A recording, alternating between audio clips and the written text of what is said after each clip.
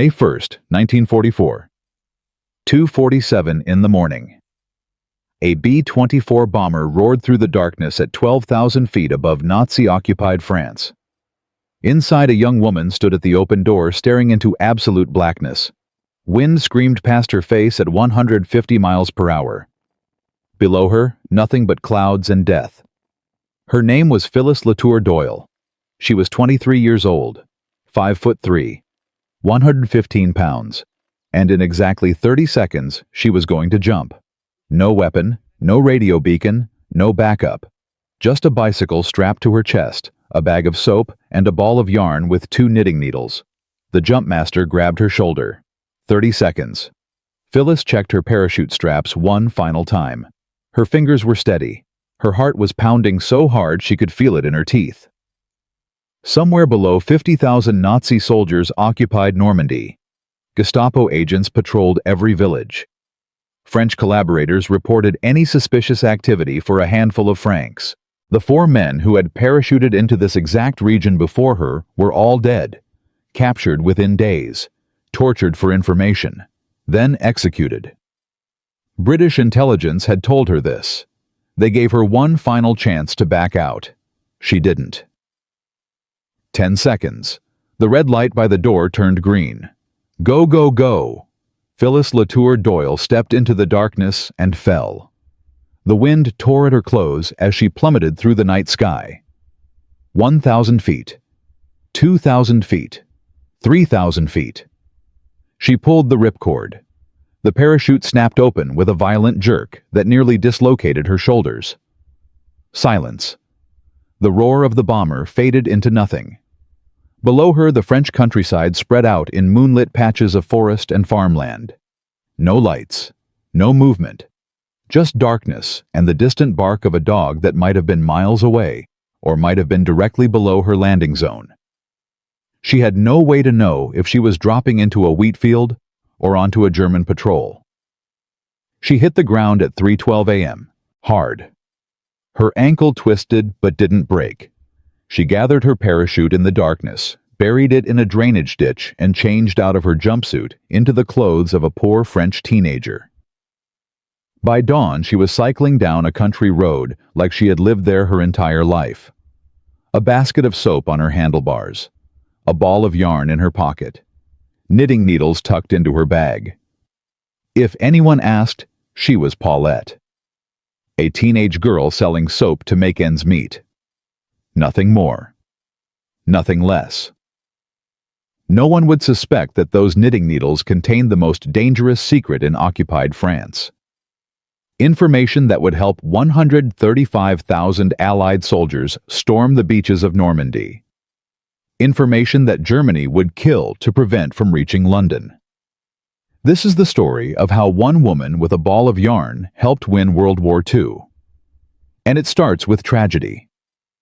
Phyllis Latour was born in South Africa in 1921.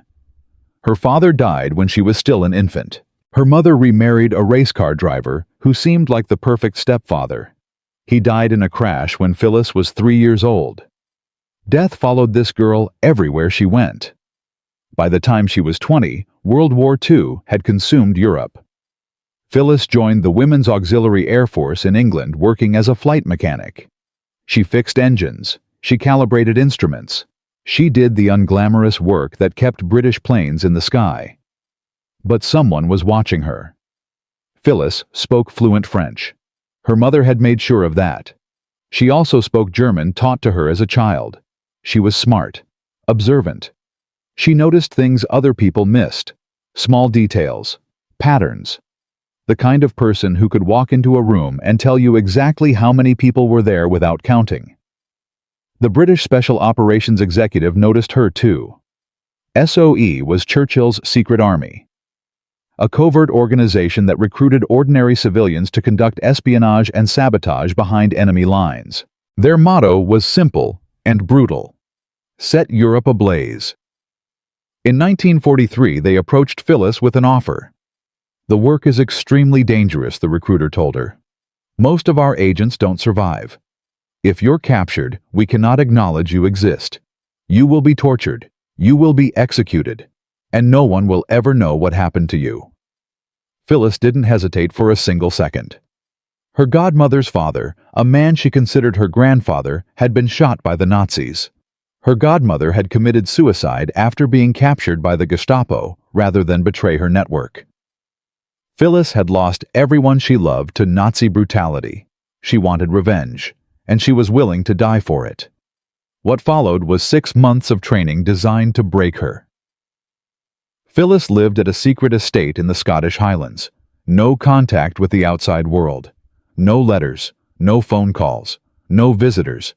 Just relentless, brutal preparation for a mission that would likely kill her.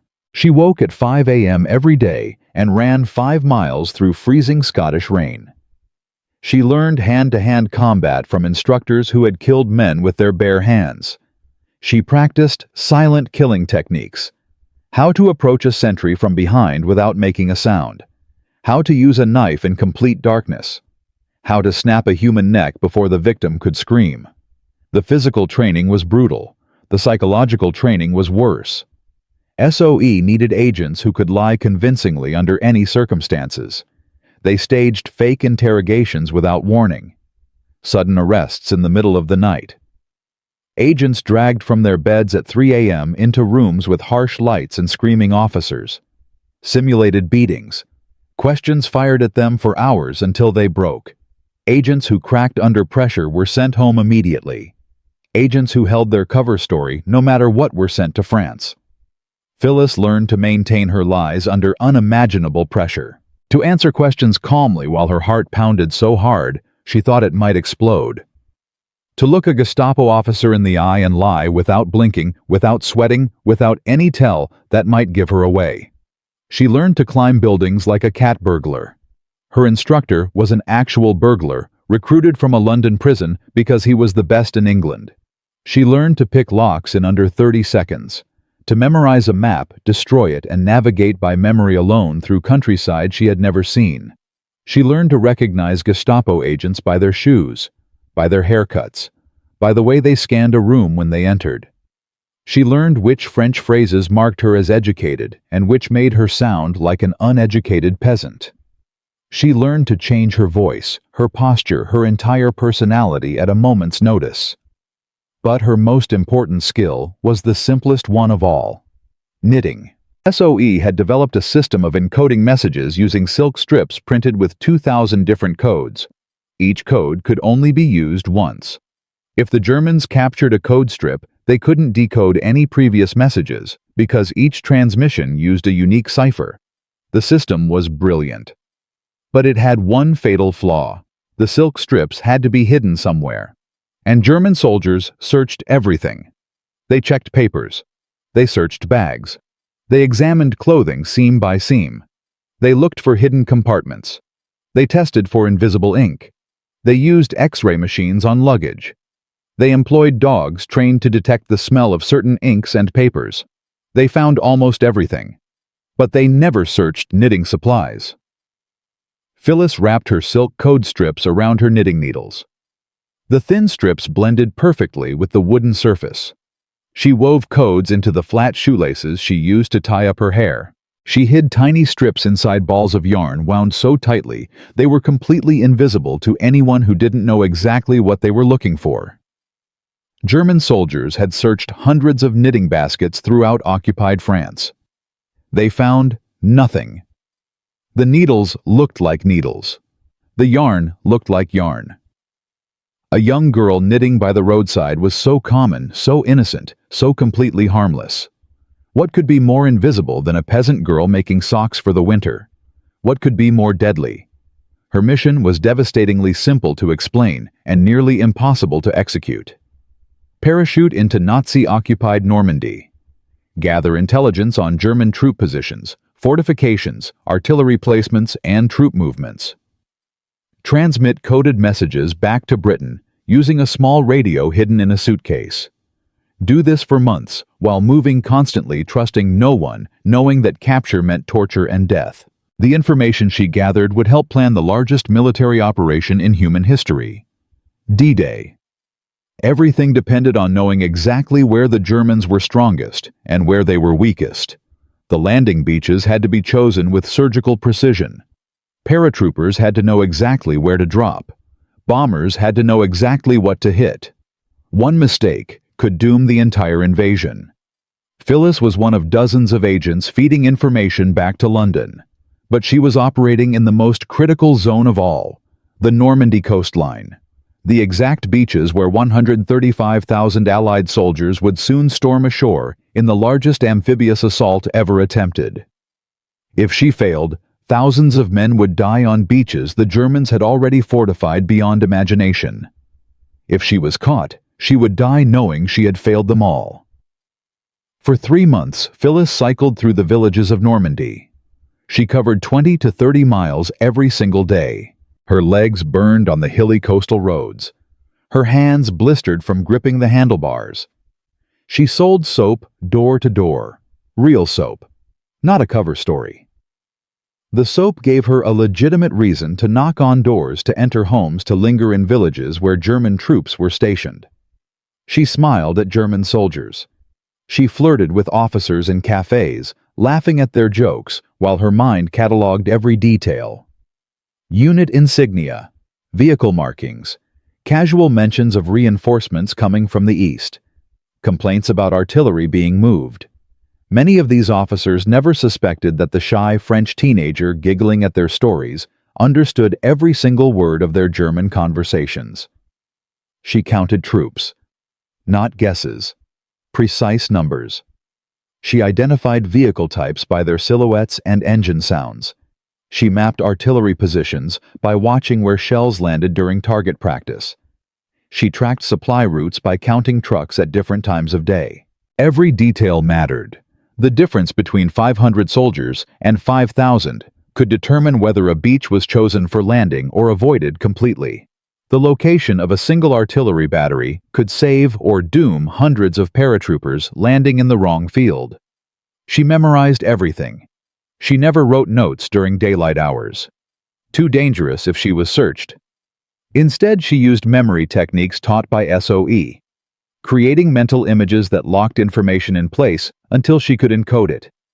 At night, alone in whatever barn or basement or ditch she had found to hide in, she would retrieve her silk strips from her knitting needles and begin the painstaking process of encoding her observations into 5-letter groups suitable for Morse transmission. Transmitting was the most dangerous part of her mission.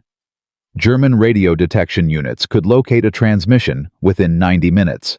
They had mobile direction-finding trucks that triangulated signals, narrowing the search area with each passing minute. Once they got close, foot patrols with portable detectors would sweep the area until they found the transmitter. The agents they caught were never seen again. Phyllis developed a system. Never stay in one place longer than 60 minutes. Set up her transmitter in a barn. Tap out her message in Morse code. Pack up in under 45 seconds. Cycle 5 miles to a forest. Transmit again. Move to a farmhouse. Transmit. Move. Always moving. Always watching. Always listening. She developed a sixth sense for danger. A truck engine in the distance that sounded wrong. A dog barking at the wrong time. The sudden absence of birdsong that meant someone was moving through the woods nearby. Once, she was mid-transmission when she heard the distinctive whine of a German radio detection truck approaching. She had maybe 3 minutes before they pinpointed her exact location. She finished her message anyway. The information was too important to abandon. Then she dismantled her transmitter in 45 seconds flat, stuffed it into a false bottom in her bicycle basket, covered it with soap and yarn, and pedaled away at a normal pace just as the truck appeared on the road behind her. The soldiers saw a teenage girl cycling home in the evening light. They didn't stop her. Between May and August 1944, Phyllis transmitted 135 coded messages to British intelligence. Each message contained precise information about German defenses in Normandy. Troop concentrations at what would become Omaha Beach. Gun placements overlooking Utah Beach. Tank positions near Cannes. Patrol schedules along every coastal road. She identified weaknesses in the Atlantic Wall. the massive German fortification system that stretched for hundreds of miles along the French coast. She reported which sectors were heavily defended with veterans, and which were thinly manned with old men and boys. She noted where reinforcements were being moved and where units were being pulled away. Every piece of information flowed into the offices of Operation Overlord. General Eisenhower's planners used intelligence from agents like Phyllis to make decisions that would determine the fate of the free world. Where to land, 135,000 men. Where to drop 13,000 paratroopers. What to target with 11,000 aircraft.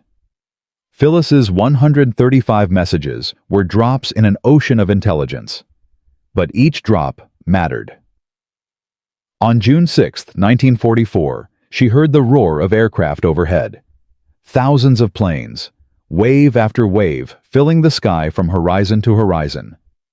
C-47 transports carrying paratroopers, B-17 bombers, P-51 fighters providing cover.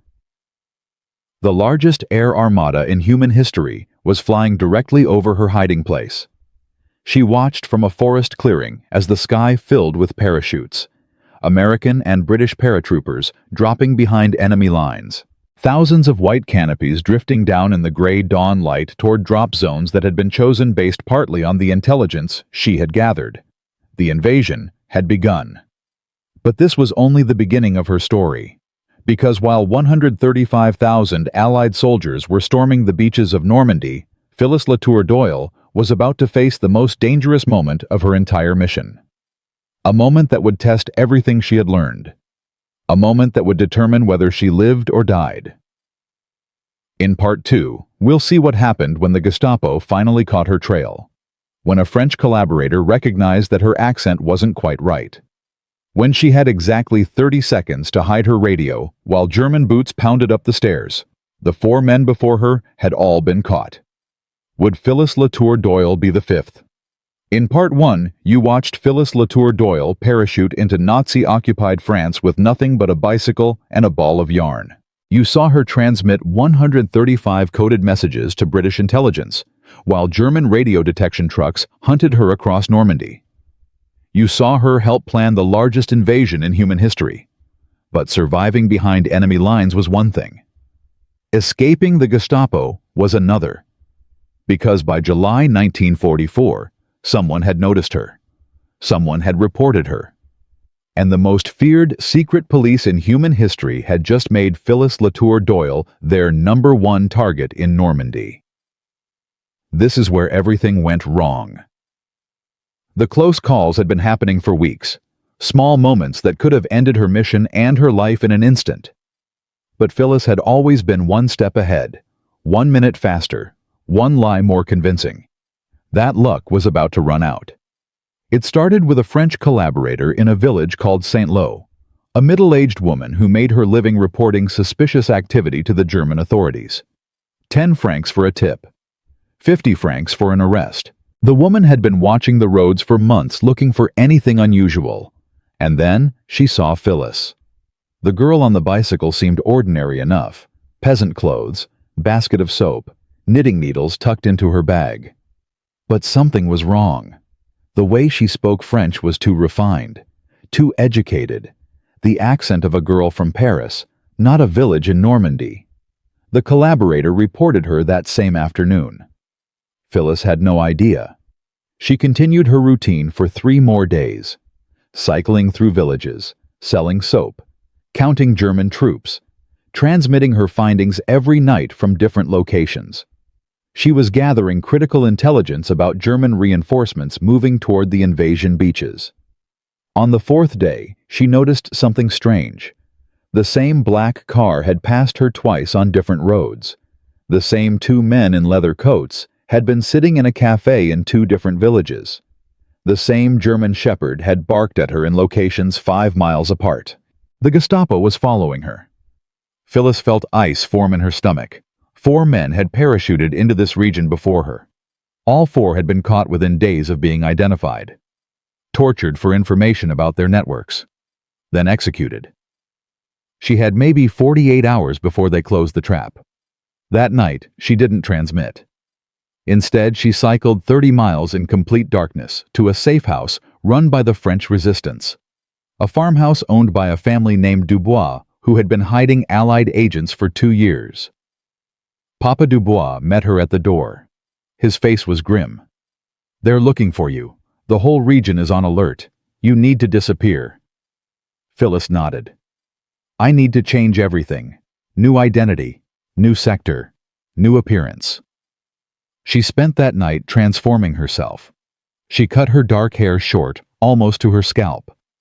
She changed her clothes from peasant dress to the simple outfit of a seamstress.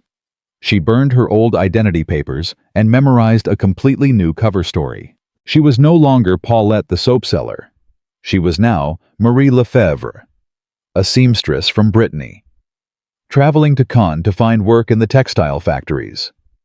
By dawn, she was cycling in the opposite direction, 30 miles away from the Gestapo agents who were still searching for a dark-haired girl selling soap. But the Germans weren't stupid, and they weren't giving up. Within a week, they had expanded their search. Every checkpoint in Normandy had a description of the mysterious female agent who had been transmitting from the region. Young woman, excellent French, possibly carrying knitting supplies. Phyllis continued her mission anyway. The information she was gathering was too important to stop. Allied forces were pushing inland from the beaches, but the fighting was brutal. Every piece of intelligence about German positions could save lives. She couldn't abandon her mission just because the Gestapo was hunting her. She developed new techniques to avoid detection. She never stayed in one location for more than a single night. She changed her appearance constantly. Some days she wore glasses. Other days she walked with a limp. She learned to become invisible by being completely ordinary. But the most dangerous moments came when she had to transmit. The German radio detection units had tripled their patrols. They had mobile trucks scanning every frequency 24 hours a day. They could pinpoint a transmission within 60 minutes now, sometimes faster. Phyllis adapted. She started transmitting in shorter bursts. Instead of 30-minute messages, she sent 10-minute fragments, quick bursts of Morse code that were harder to locate.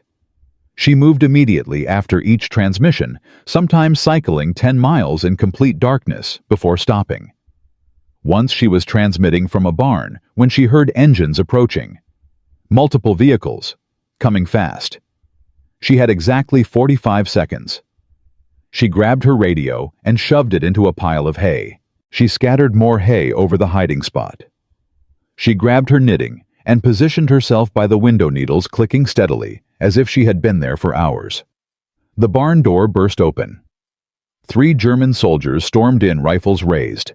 Behind them, a Gestapo officer in a black leather coat.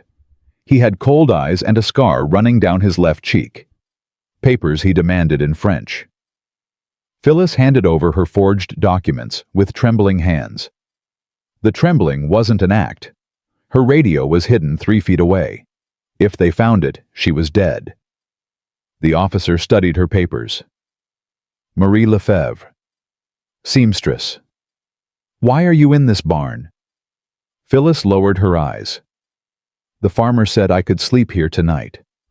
I have no money for lodging." The officer stared at her. His eyes moved to her knitting basket. He reached out and picked up a ball of yarn. Phyllis stopped breathing. He turned the yarn over in his hands, squeezed it, felt the texture. The silk code strips hidden inside were wound so tightly they were invisible to touch. But if he decided to unwind it... "What are you making?" he asked. "Socks. For my father. He works in a factory in Germany." The same lie she had used before.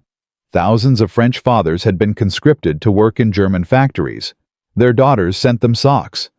The story was so common it was invisible. The officer dropped the yarn back into her basket. "Search the barn," he ordered his men. For the next 20 minutes, Phyllis sat perfectly still while German soldiers tore the barn apart. They stabbed pitchforks into hay piles. They checked the rafters. They looked behind every piece of equipment. One soldier stood directly on top of the hay pile where her radio was hidden. He didn't dig deeper. When they finally left, Phyllis waited a full hour before she moved. Her hands shook so badly she could barely pack her equipment. She had come within inches of death, but she wasn't done transmitting. The Allies needed her information more than ever. The invasion was succeeding, but thousands of soldiers were dying every day. Any intelligence that could help them push forward faster could save countless lives. Phyllis kept working, through July, through August, moving constantly, changing identities, transmitting her observations in quick bursts, and then vanishing before the detection trucks could find her. She learned to sleep with one ear always listening. The sound of an engine at night meant danger. The bark of a dog could be the difference between life and death. She ate when she could, sometimes going 2 days without food, because stopping at a village meant risking recognition. The physical toll was devastating. She lost 15 pounds in 2 months. Her hands developed blisters that never fully healed. Her legs cramped constantly from cycling hundreds of miles on roads that were being bombed by both sides. But the psychological toll was worse. She couldn't trust anyone. Every person she met could be a collaborator. Every friendly face could be reporting to the Germans. She was completely alone in a sea of people who might want her dead. Some nights she cried silently in whatever ditch or barn she was hiding in. Not from fear, from loneliness, from the weight of carrying secrets that could get her killed if she shared them with a single soul. But she never stopped. On August 12, 1944, Phyllis received a message from London. Allied forces were approaching her sector. Liberation was coming. She transmitted her final report 3 days later. German forces in full retreat. Armor moving east. Infantry scattered. Recommend Allied advance on Caen route. Then she packed her radio for the last time and cycled toward the Allied lines. She was stopped by American soldiers on August 17th, young men from Texas and Ohio, who couldn't believe that the exhausted French girl on the bicycle was actually a British spy. She showed them a code phrase that confirmed her identity. One of the soldiers, a sergeant from Brooklyn, shook his head in disbelief. "You mean to tell me you've been behind German lines this whole time, with knitting needles?" Phyllis smiled for the first time in months. Something like that. They drove her to a command post where she was debriefed by British intelligence officers. Her 135 messages were confirmed. Her information had been used to plan attacks, position troops, and avoid German strongpoints. One officer estimated that her intelligence had contributed to saving over 2,000 Allied lives during the Normandy campaign. Phyllis asked for a bath and a real bed. She got both. But the story doesn't end there. For 60 years, no one knew what Phyllis Latour Doyle had done. She returned to England quietly. No parades, no medals, no newspaper stories. SOE operations were classified at the highest level. The agents who survived went back to their normal lives and never spoke of their missions. Phyllis married an Australian engineer named Patrick Doyle. They had 4 children. They moved to Kenya, then Fiji, then New Zealand. She became a grandmother, then a great-grandmother. She never told her family that she had been a spy. They knew her as a quiet woman who loved knitting and gardening, who made tea and biscuits for visitors, who never spoke about the war except to say it was a difficult time. They had no idea she had parachuted into Nazi-occupied France, that she had evaded the Gestapo for months, that she had helped plan the largest invasion in military history. The secret came out by accident in 2009. Her eldest son was browsing the internet and found his mother's name in a declassified SOE file. The file contained a brief summary. Agent codenamed Paulette. Parachuted into France, May 1944. Transmitted 135 messages. Survived. He called her immediately. "Mom, were you a SPY during the war?" There was a long pause. 65 years of silence. Then Phyllis laughed softly. "I suppose it's been long enough." "Yes, I was." In Part 3, we'll see what happened when the world finally learned the truth about Phyllis Latour Doyle. When France came to honor a woman they had never known existed. When a 93-year-old grandmother received the highest decoration her liberators could give. But first we need to understand why her story matters. Why one woman with a ball of yarn changed the course of history. and why the Germans never discovered the deadliest weapon hiding in plain sight. The knitting needles weren't just cover. They were the key to everything.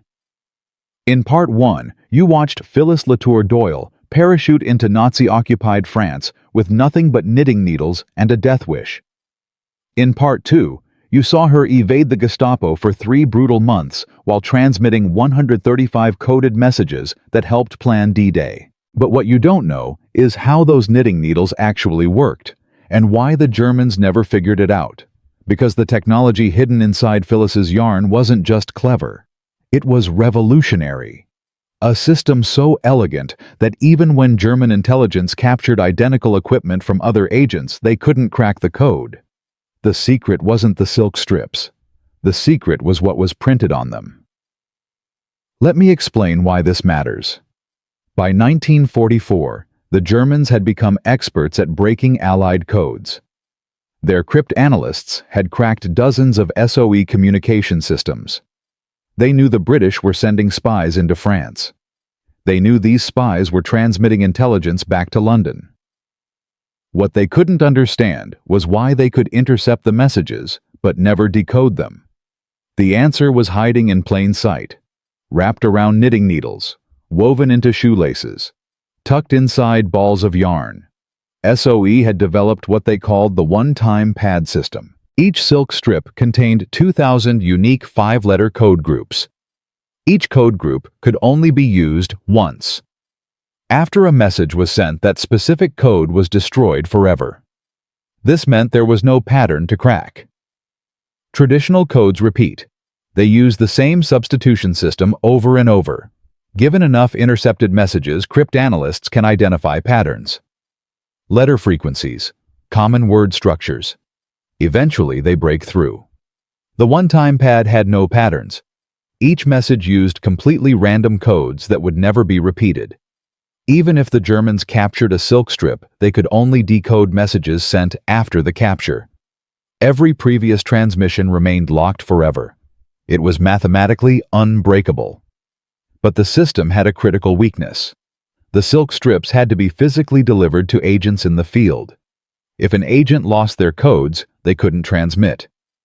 If the codes were discovered, the agent was exposed. That's why the concealment method was so crucial. Phyllis's knitting needles weren't just hiding places. They were perfectly designed disguises for the most sophisticated encryption system in the world. The silk strips wrapped around the wooden surface were invisible to visual inspection.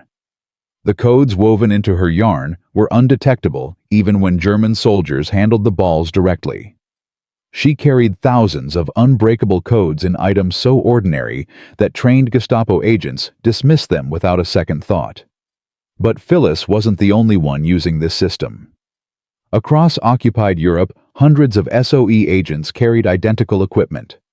They hid silk strips in hollowed-out pencils, inside the frames of eyeglasses, sewn into the linings of coats. Some women agents wove codes into their underwear. The Germans captured dozens of these agents throughout the war. They found the silk strips. They studied them. They brought in their best cryptanalysts, and they still couldn't break the code. One captured German intelligence report from late 1944 expressed pure frustration.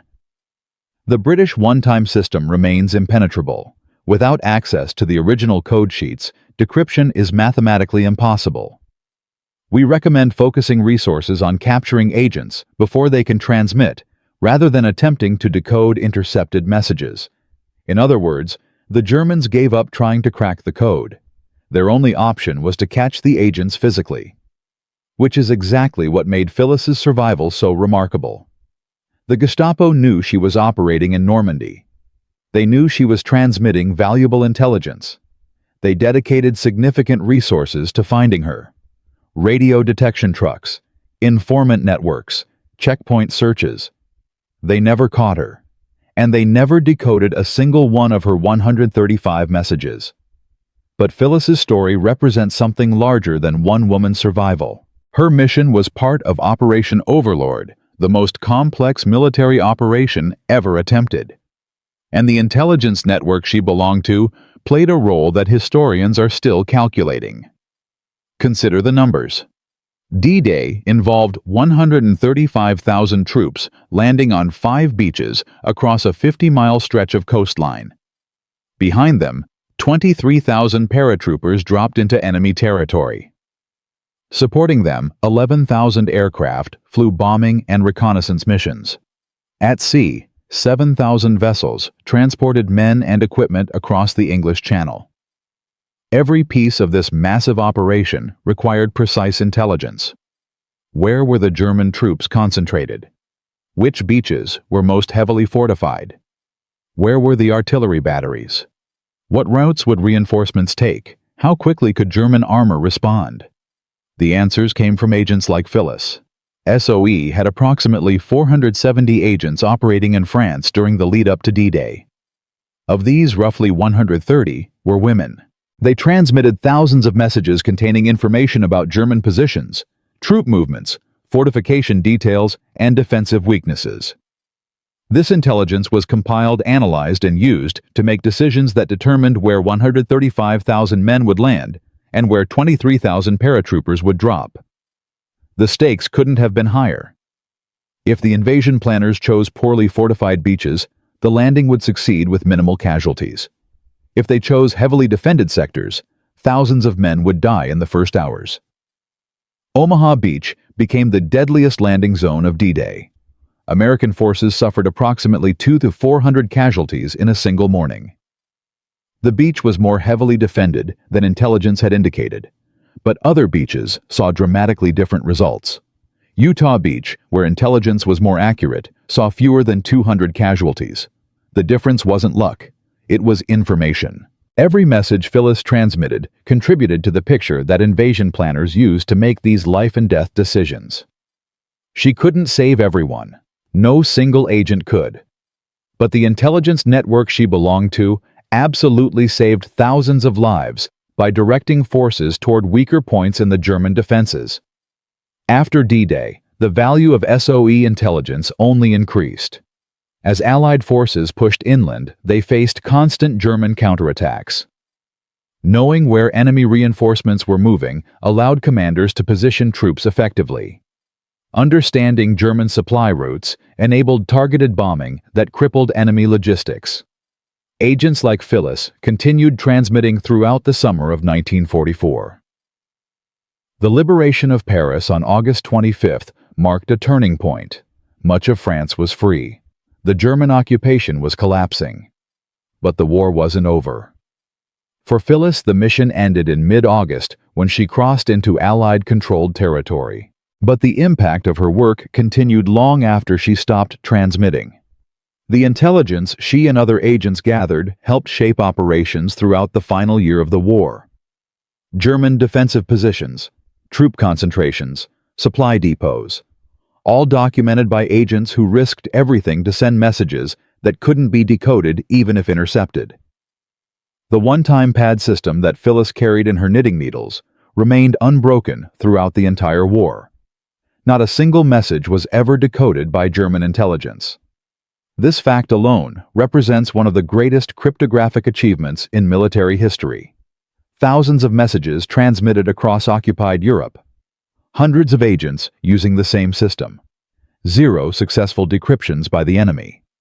The silk strips were eventually replaced by more advanced encryption methods, but the principle remained the same. Randomized codes that cannot be predicted cannot be broken. Modern encryption systems still use variations of the mathematical principles that protected Phyllis's messages 80 years ago. But the technology was only part of the story. The real achievement was human. Phyllis Latour Doyle wasn't a cryptographer. She wasn't a radio engineer. She wasn't a military strategist. She was a 23-year-old woman who learned to encode messages, transmit them under impossible pressure, and survive in an environment designed to kill her. She did this for 3 months, moving constantly, sleeping in ditches, eating when she could, always watching, always listening, always one mistake away from torture and death. The 4 men who preceded her in Normandy lasted days before capture. Phyllis lasted months. The difference wasn't luck. It was skill, adaptability, an ability to become invisible in plain sight, to lie convincingly under pressure, to maintain absolute discipline when fear screamed at her to run. SOE training had prepared her body and mind. But nothing could fully prepare anyone for the reality of operating behind enemy lines. The constant tension, the paranoid vigilance, the knowledge that every person you meet might be the one who ends your life. Phyllis survived because she was exceptional, and then she went home and never told anyone. For 60 years, her children had no idea their mother had been a spy. They knew her as a quiet woman who loved knitting, who made tea for visitors, who never talked about the war. They didn't know she had nightmares. That sometimes she woke in the middle of the night heart-pounding, certain she could hear German trucks approaching. That the sound of a dog barking could transport her back to a French countryside where every shadow might contain death. She carried those memories alone, just as she had carried the codes alone, just as she had survived alone. In 2009, when her son discovered her SOE file online, Phyllis finally spoke about what she had done. Not proudly, not dramatically, just matter-of-factly. I was just doing my job. The real heroes were the men on the beaches. This was the same modesty she had shown throughout her mission, the same ability to minimize her own importance while focusing on the larger goal. But France didn't forget. In 2014, 70 years after D-Day, the French government finally tracked down the surviving SOE agents who had helped liberate their country. Most were dead. A few remained. Phyllis Latour Doyle was one of them. At 93 years old, she became one of the oldest people ever to receive the Legion of Honor, France's highest decoration, created by Napoleon in 1802, reserved for those who have rendered exceptional service. The ceremony took place in Auckland, New Zealand. A French delegation flew 12,000 miles to honor a woman who had helped save their country 7 decades earlier. Phyllis arrived in a wheelchair. Her hair was white. Her hands trembled with age, but her eyes were still sharp, the same eyes that had counted German troops and memorized artillery positions. When they pinned the medal to her chest, she said, "Only I'm glad I could help." A reporter asked what she remembered most about her time in France.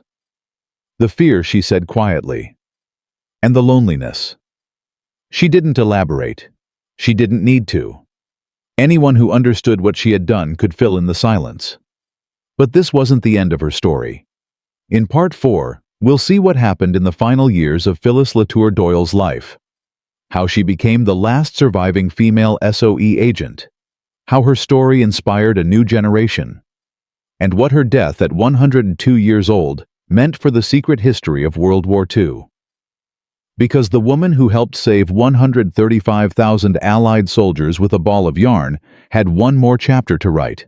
A chapter about memory, about legacy, about what it means to be a hero that nobody knows, and about the knitting needles that changed the course of history. In Part 1, you watched Phyllis Latour Doyle parachute into Nazi-occupied France with nothing but a bicycle, a ball of yarn, and 2 knitting needles.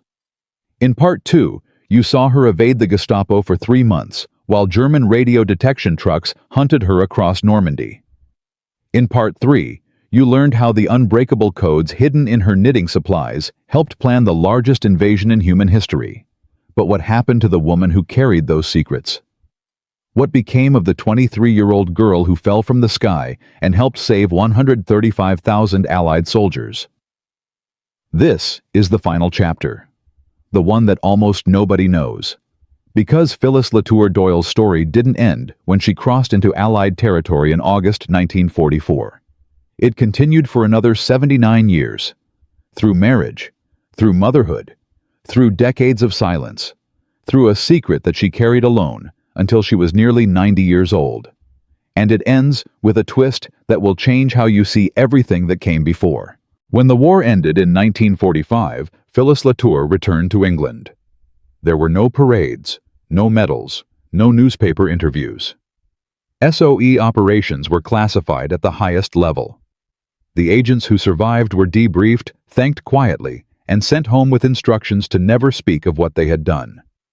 Phyllis followed those instructions for 65 years. She met an Australian engineer named Patrick Doyle at a dance in London. They married in 1946. They had 4 children. They moved to Kenya when Patrick's job required it, then to Fiji, then to New Zealand. Phyllis became a housewife, a mother, a grandmother. She made tea for visitors. She baked biscuits. She tended her garden. She knitted constantly, her needles clicking in the same rhythm that had once hidden the most dangerous secrets in occupied France. Her children grew up knowing nothing about her war. They asked, of course. Children always ask. "What did you do during the war?" Mum Phyllis would smile and change the subject. "Oh, just secretarial work. Nothing interesting." It wasn't a lie exactly. She had done secretarial work. Before SOE recruited her. Before she learned to kill with her hands. Before she parachuted into darkness and spent 3 months running from the Gestapo. But it wasn't the truth either. The truth was locked away. In classified files that wouldn't be declassified for decades. In memories that Phyllis never shared with anyone. In nightmares that she suffered alone, waking in the darkness with her heart pounding, certain she could hear German trucks approaching. Patrick knew. He had to know something. You can't share a bed with someone for 50 years without noticing the nightmares. Without hearing them call out in French. Without seeing them flinch at certain sounds. But Patrick never pressed. He understood that some secrets protect the people who carry them. That speaking certain things aloud makes them real in ways that silence doesn't. They had a good life. Quiet. Normal. The exact opposite of those 3 months in France. Patrick died in 1998. Phyllis was 77 years old. She continued living in New Zealand surrounded by children and grandchildren who loved her without knowing who she really was. The secret came out by accident. In 2009, Phyllis's eldest son was browsing historical websites. He had developed an interest in World War II history. He was searching for information about SOE operations in France when he found a list of agents who had served in Normandy. One name jumped out at him. Phyllis Latour, codenamed Paulette. Parachuted into France May 1944. Transmitted 135 messages. Survived. He read the entry 3 times. Then he called his mother. "Mom, I found something online. About the war. About you." There was a long silence. 65 years of silence condensed into a single moment on a telephone line between 2 people who thought they knew each other. Then Phyllis laughed. That soft, surprised sound of someone who has been holding a breath for decades and finally lets it go. "I suppose it's been long enough." Yes, that was me. The conversation that followed lasted for hours. Phyllis told her son things she had never told anyone. About the training in Scotland.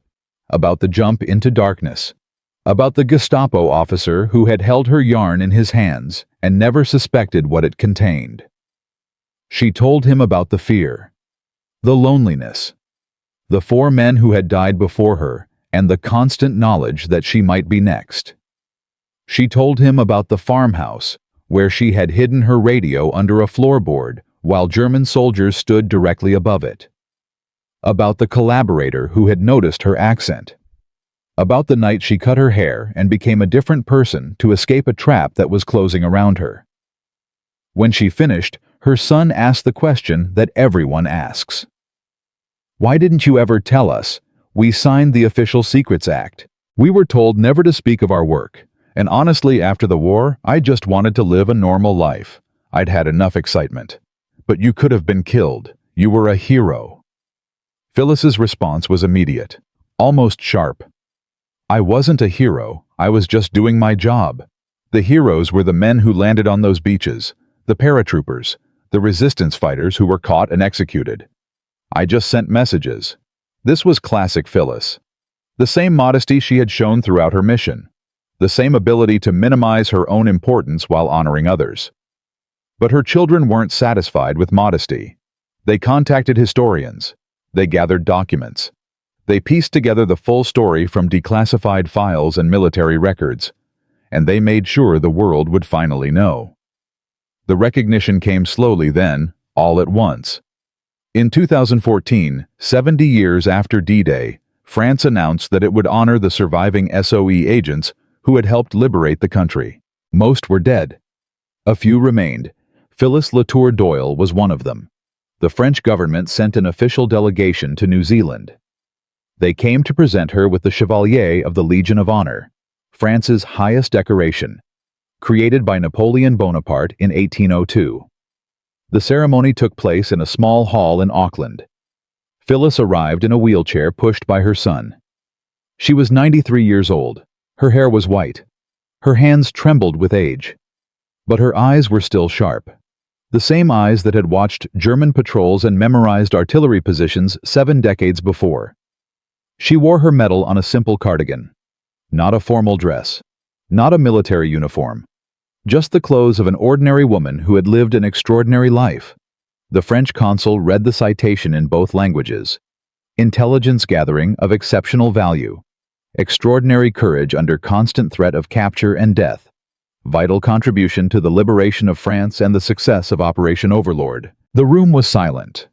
Her children sat in the front row, tears streaming down their faces. They had known their mother for decades. They were only now beginning to understand who she really was. A reporter asked Phyllis what she remembered most about her time in France. The fear, she said quietly, and the loneliness. You couldn't trust anyone. You couldn't tell anyone who you really were. You were always alone even when you were surrounded by people. Was it worth it? Phyllis looked at the medal on her chest. Then she looked at her children and grandchildren gathered around her. Yes, it was worth it. She continued to knit until the very end.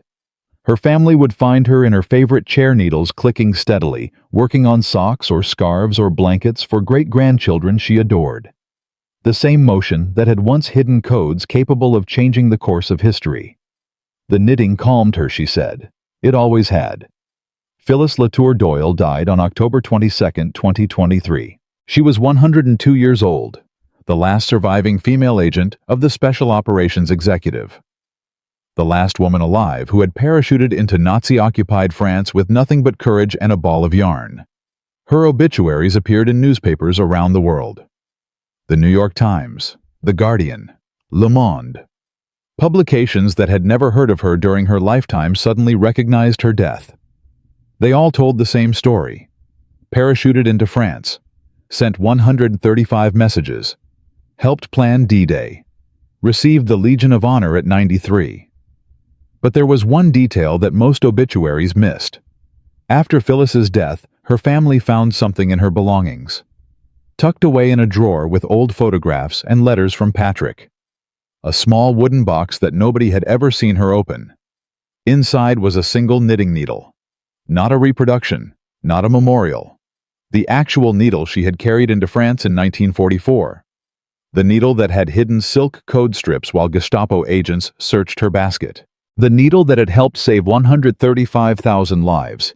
She had kept it for 79 years, through every move, every country, every decade of silence. A private memorial to the most important months of her life. There was a note with it written in her careful handwriting. For my children. So you remember that ordinary things can change the world, and ordinary people can do extraordinary things. All you need is courage. The needle is now held by her family. A private treasure. A reminder of what one woman accomplished with nothing but determination and a skill that everyone dismissed as harmless. The technology that Phyllis carried has evolved far beyond silk strips and wooden needles. Modern encryption uses mathematical principles that would have seemed like science fiction in 1944. But the core concept remains the same. Hide your secrets in plain sight. Make them look ordinary. Let your enemies search everything and find nothing. SOE's methods influenced intelligence operations for generations. The CIA studied their techniques. Mossad adapted their concealment methods. MI6 continued developing the tradecraft that agents like Phyllis had perfected in the field. The one-time pad system that protected her messages is still considered mathematically unbreakable when properly implemented. Modern versions protect diplomatic communications, military transmissions, and classified intelligence around the world. All of it traces back to agents who proved the concept worked.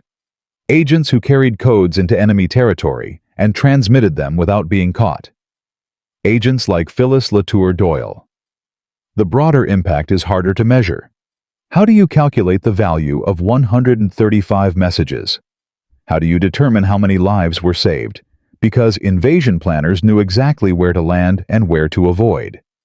Historians estimate that accurate intelligence reduced D-Day casualties by thousands. The difference between landing on a weakly defended beach versus a heavily fortified one was measured in lives.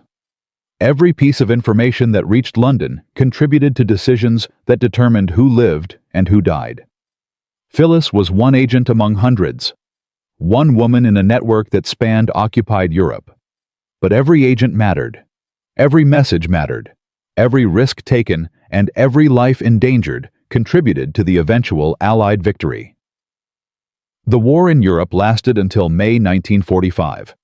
The intelligence gathered by SOE agents helped shape operations throughout those final months.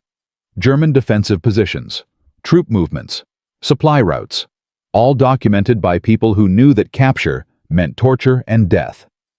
When you add up all the operations, all the messages, all the risks, the SOE network contributed to saving an estimated tens of thousands of Allied lives across the European theater. One woman with a ball of yarn was part of that. So, what do we learn from Phyllis Latour Doyle?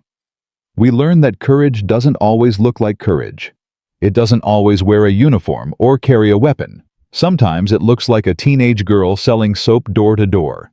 Sometimes it looks like a grandmother knitting in her favorite chair. We learn that the most dangerous things can be hidden in the most ordinary places. That enemies will search everywhere and find nothing if they're looking for what they expect instead of what's actually there.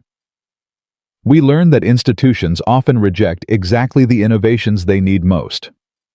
SOE was dismissed by traditional military leadership as amateur theatrics. Their agents were considered expendable civilians playing at espionage. Those expendable civilians helped win the war. We learn that ordinary people can do extraordinary things when they're given the chance. Phyllis wasn't a professional spy when SOE recruited her. She was a flight mechanic who spoke good French. She became one of the most successful agents in occupied France because she had skills that nobody else had thought to value. And we learned that some secrets are worth keeping, that 65 years of silence can be an act of discipline as profound as any act of courage, that the people who serve in shadows rarely receive recognition and rarely ask for it. Phyllis didn't need medals. She didn't need fame. She needed to know that what she had done mattered, that the risks she took and the fear she endured had contributed to something larger than herself. She knew. The next time you see someone knitting, think of Phyllis Latour Doyle. Think of a 23-year-old woman standing at the open door of a B-24 bomber at 3 a.m., staring into absolute darkness. Think of her stepping into that darkness with nothing but a bicycle, a ball of yarn, and the knowledge that 4 men had already died attempting what she was about to try. Think of her surviving what they could not, transmitting 135 messages while the most feared secret police in history hunted her across Normandy. Hiding codes in plain sight while German soldiers handled her yarn and never suspected a thing. Think of her going home afterward and never telling anyone, living a quiet life, raising children, becoming a grandmother, keeping a single knitting needle in a wooden box for 79 years as a private memorial to the most important thing she ever did. From a young mechanic with a pair of knitting needles to a decorated hero who helped save 135,000 lives. Phyllis Latour Doyle proved that extraordinary courage can hide in the most ordinary places, and that sometimes the most dangerous weapon in a war isn't a gun or a bomb. It's a ball of yarn and the woman who knows how to use it. If this story moved you, share it. There are hundreds of forgotten heroes from World War II whose stories deserve to be told. Men and women who risked everything and received nothing, who served in silence and died without recognition. Their stories are still out there, waiting to be found, waiting to be remembered. Subscribe for more untold history. Comment with other hidden stories you think deserve attention. And remember Phyllis Latour Doyle. She helped save the world, and almost nobody knew her name.